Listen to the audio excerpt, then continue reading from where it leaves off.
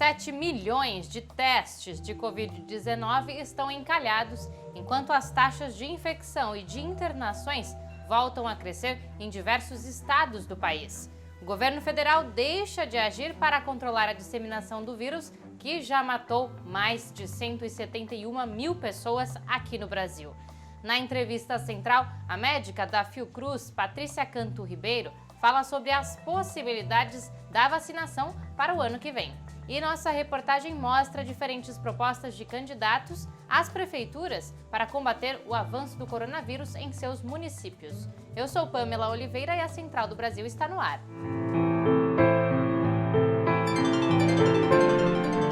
Central do Brasil. Uma pesquisa do Datafolha feita na semana passada mostra que em São Paulo, quase 90% do eleitorado deve comparecer para votar, tomando os cuidados necessários contra a pandemia. Exercer este direito, principalmente por quem precisou lutar para conquistá-lo, tem impactos para a vida cotidiana. A ativista feminista Sara de Roure destaca a importância do voto. Embarque imediato. Ao longo da história, nós mulheres tivemos que responder muitas vezes se tínhamos capacidade de participar politicamente. Primeiro, quando a gente decidiu que queria votar, muita gente disse que não eram as mulheres que decidiam seu voto. Depois, quando as mulheres quiseram ser candidatas, muitos disseram que não tínhamos condições de liderar processos importantes de transformação. O que a história e a nossa luta prova é que as mulheres são e somos, sim, motor de mudanças em todo o Brasil. Isso foi expresso no resultado das urnas do primeiro turno. Infelizmente, a gente ainda vê cenas em muitas sessões eleitorais em que as mulheres comparecem para votar com outra pessoa segurando seu documento, seu título de eleitor ou seu RG. A falta de autonomia política, a falta de autonomia de muitas mulheres é parte da nossa agenda de transformação. Participar do processo eleitoral, tendo condições de decidir em quem queremos votar, participar tendo opinião muitas vezes diferente do resto da família ou dos grupos a que participamos, faz parte de construir quem somos no mundo. Nós, mulheres, esse domingo vamos participar das eleições, vamos comparecer nas urnas como candidatas ou como eleitoras, dizendo que queremos mudanças concretas, mais creche, mais direito, mais trabalho, igualdade e liberdade para todas nós. Dezembro se aproxima sem um posicionamento do governo Bolsonaro sobre a prorrogação do auxílio emergencial. E com o encarecimento dos alimentos por conta da alta inflação, o Brasil volta a sentir a ameaça da fome. A solidariedade continua crucial para a sobrevivência dos mais pobres. Afonso Bezerra nos leva pelos trilhos do Brasil para conhecer algumas iniciativas. Trilhos do Brasil. Camponesas do MST doaram 6 toneladas de alimentos para mulheres da periferia de Londrina, no Paraná. A ação Cultivar Afetos, Derrotar a Violência faz parte da mobilização internacional de combate à violência contra a mulher, realizada no último dia 25 de novembro. A atividade envolveu 8 acampamentos e assentamentos da região norte do Paraná. Sandra Aparecida Serra, do MST do Paraná, comemora a realização da atividade solidária. E a importância das camponesas da reforma agrária estarem aqui hoje, fazendo essa doação. Para nós é compartilhar, né? Compartilhar o que nós temos de melhor lá nos nossos assentamentos, acampamentos. Em Minas Gerais, a campanha Periferia Viva realizou a doação de alimentos agroecológicos para famílias de municípios da Zona da Mata. Foram beneficiadas famílias dos municípios de Manhuaçu, Viçosa, Teixeiras, Pedra do Anta e também na Serra do Brigadeiro. Ao todo, a campanha conseguiu doar mais de 1 tonelada de alimentos. A ação foi coordenada pelo Movimento pela Soberania Popular na Mineração, Levante Popular da Juventude e Rede Raízes da Mata, entre outros movimentos. Ariano Suassuna foi um dramaturgo e romancista brasileiro, defensor da cultura nordestina. A dica cultural de hoje é sobre um quinteto musical que fez parte de um movimento idealizado por Suassuna. A sugestão é da atriz Écila Menezes, do Ceará. Parada Cultural. Nosso querido e grande Ariano Suassuna é o idealizador do movimento armorial, que tem expressões em vários campos da arte, em várias linguagens artísticas.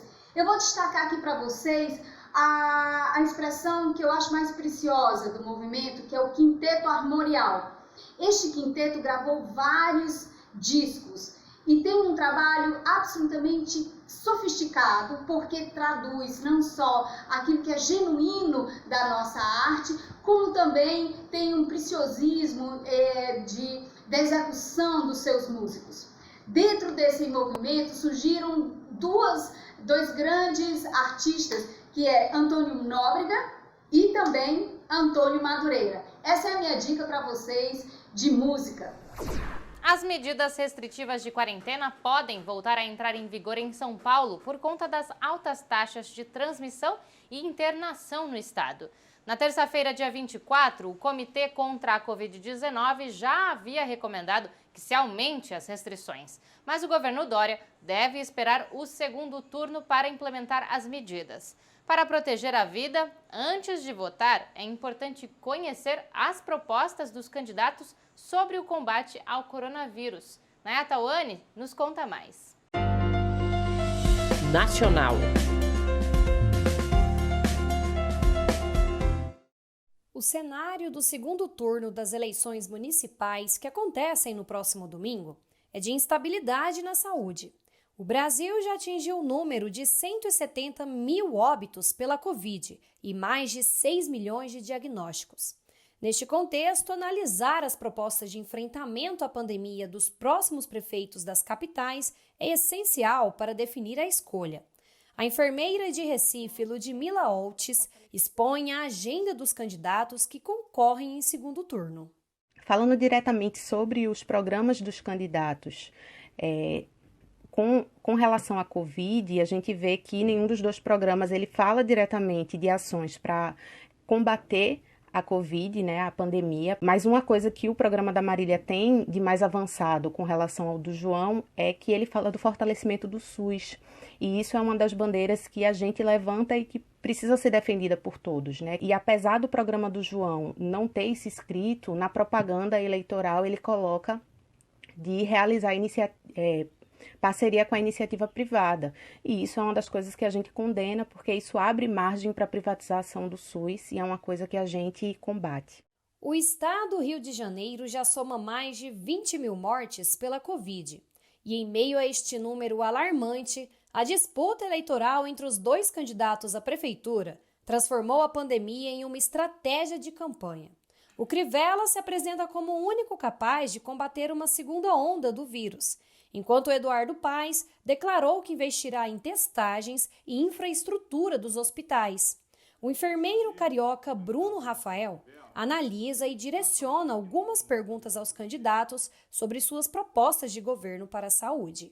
O candidato Eduardo Paes, ele fala lá no seu terceiro item do plano de saúde, do programa de governo dele, que ele vai reduzir o tempo de espera do CISREG para consultas, exames, cirurgias e tudo mais.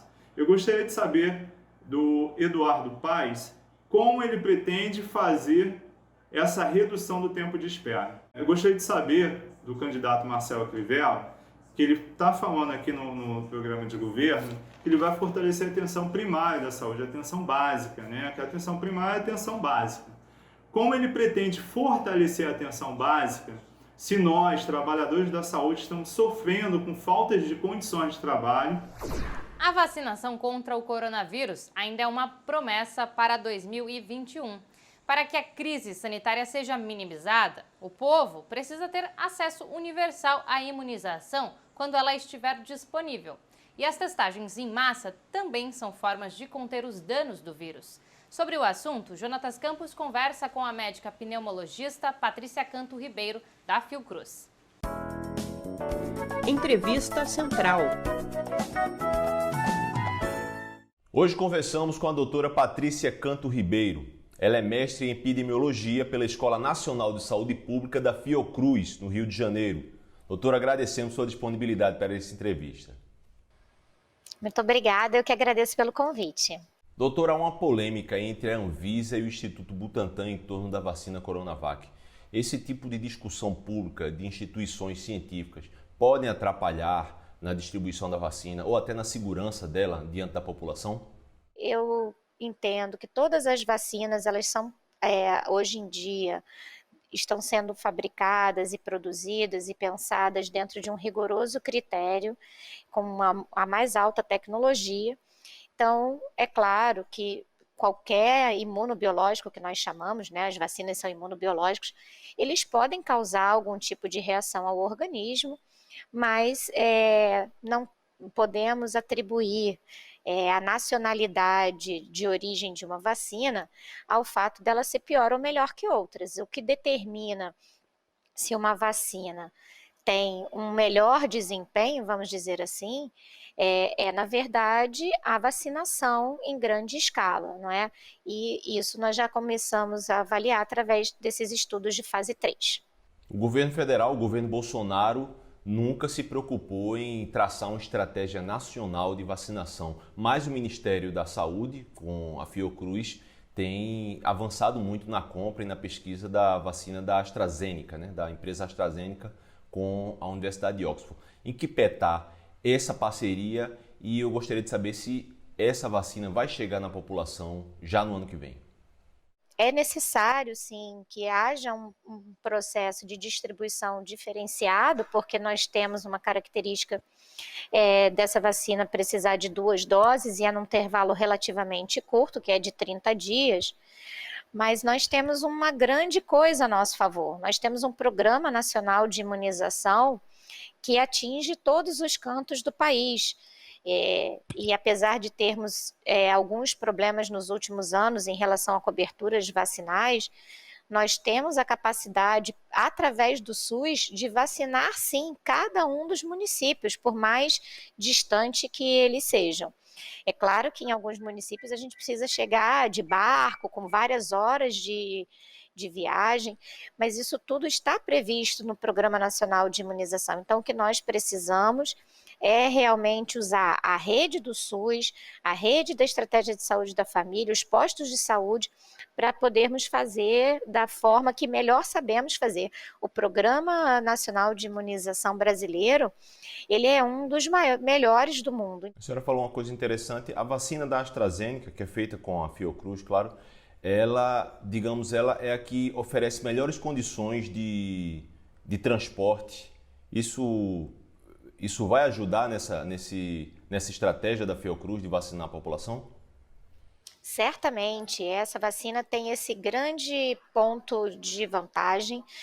Outras vacinas que já foram anunciadas, elas requerem um congelamento, né, a menos 70 graus, menos 20 graus, isso torna praticamente inviável para um país tropical de dimensões continentais como o Brasil, e isso encarece muito o custo por dose da vacina. Ela favorece a dinâmica, nós não precisaríamos comprar equipamentos da rede de frio diferentes do que já temos hoje no SUS.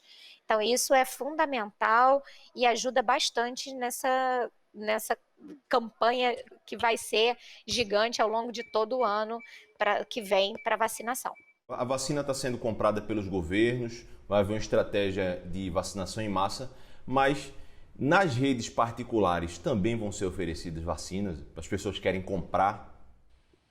Eu acredito que sim, né? Como nós já temos hoje em dia.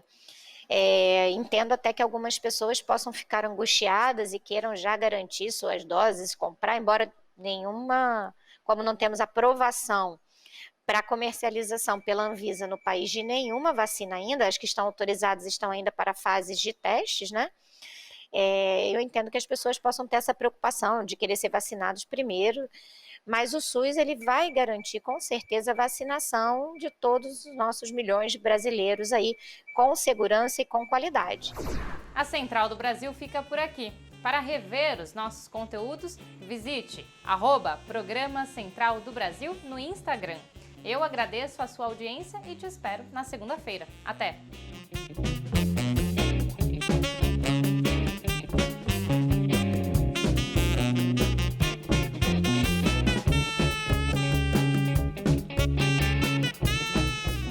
Central do Brasil, a rede de comunicação dos movimentos populares.